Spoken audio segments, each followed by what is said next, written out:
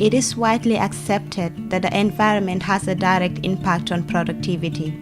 It motivates higher levels of efficiency. By providing a safe, clean and fresh space for study, you will be taking an important step towards creating a positive learning experience for students. Today, St. Joseph's calls out to you. In 3 years' time, St. Joseph's will be 100 years. And our aim as a school and a community is to ensure that we keep St. Joseph's here for at least another 100 years plus. This project is being spearheaded by the class of 1993.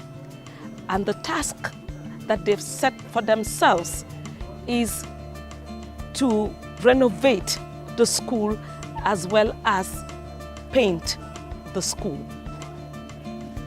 We have been able to secure paint through the support of our twin school in Belgium.